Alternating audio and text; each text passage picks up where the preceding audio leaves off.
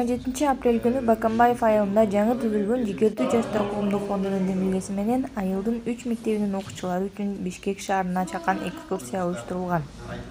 Экскурсиянын биринчи локациясы Ишеналы Арабаев атындагы Кыргыз мамлекеттик университети болду. Окуучуларга окуу жай жөнүндө кыскача маалымат берилди. Кийинки кезекте окуучулар үчүн Жогорку Кеңештин депутаттары менен жолугуп сүйлөшүүгө мүмкүнчүлүк болду. Жаштарга туура кесипке убакыт берүү жана деген ушул жаштарыбыз деген чет жакка көп чыгып кетип атат. Ушундай биздин Жогорку Кеңештен биздин айылыбыздан дагы ушундай депутаттарыбыз көп шайланып, ушул биздин айылыбызды өнүктүргөнгө бир салымдарын кошсун деген тилектебиз. Жолугушууда окуучулар кызыктуу суроолорду беришти. Анын ичинде жалпы республикалык дестурлөө боюнча суроого депутат жооп бере алган жок. Эчтеке деп айта албайм. Азыр биздин астыбызда Министерство образования менен мыйзам алып келди. Ошол мыйзамда боштошуу бар.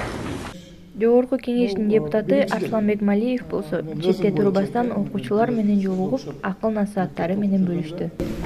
Мен ойлогом, мектепти жакшы бүтүш керек. Ал эми 3-чү локация бул Кыргыз-Түрк Манас университети болду.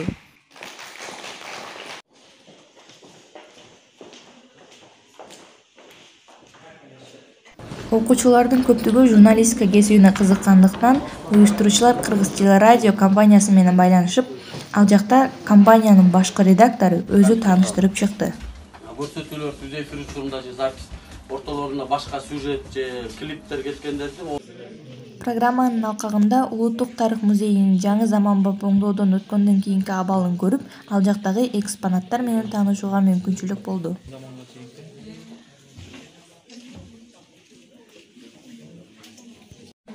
Бүгүнкү экскурсиянын акыркы локациясы Бакамбаев айылынын тургуну Рахат Жумушбаеванын лифт чыгарган Sky Elevators компаниясы болду.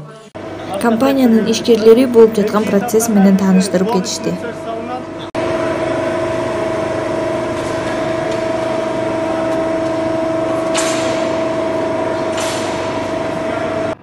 Экскурсиянын уюштуруучулары мындан ары дагы жаштардын келечегине таасирин тийгизе турчу иш-чаралар боло турарын айтышты. Болотбекова Альбина, ТРК, Волна Исыкуля.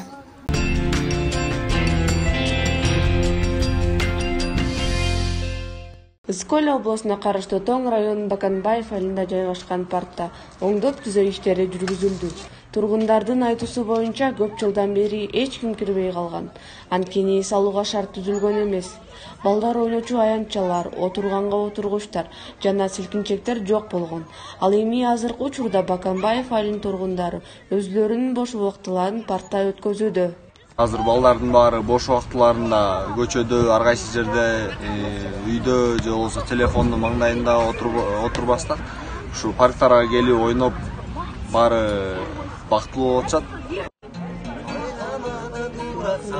Эс алуу жайдын реконструкция болгондон бери айылдын жаштарынын маанайы көтөрүлгөнү байкалууда.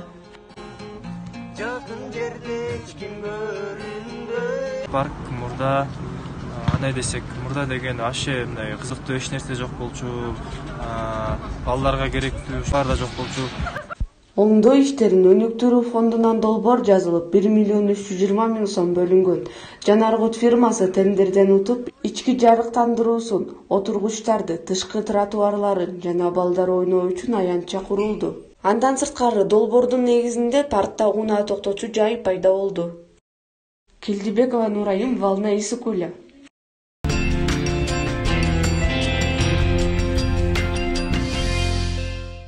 Биз азыр Каракол шаарынын аянтчасына келип, 9 май улуу жеңиш күнүнө карата кандай даярдыктар болуп жатканын чогуу биринчиде көрөбүз.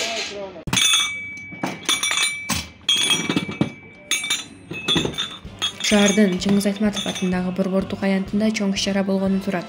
Буга карата айлана чөйрө тазаланып, кичинекей балдар үчүн батуттар, балмуздактар иштей баштады. Чоң сахнадагы орнотулду. Саат эртең Кудайым буйрса 9:30 биздин ушул Абдрахманов көчөсүндө борбордук аянтта чогулуу иш-чарасы болот. 10:30 менен биз Жеңиш паркына бесмертный полк менен жүрүш жасап барабыз. Ал жактан биздин шаардык жетекчилер өздөрүнүн ушул майрамга карата куттуктоо сөздөр болот. Майрамга Каракол шаарына жакын турган айыл тургундары келишет жана шаар тургундары да аз эмес. Болжол менен 10 миңден ашуун кишидей күтүлөт. Каракол шаарында 10 гана ардагер калган. Бирок шаардан барган бардык ардагерлердин сүрөтү Борбордук аянтка илинүүдө. Акжол Исламова, телерадиокомпания «Волна Исыкули».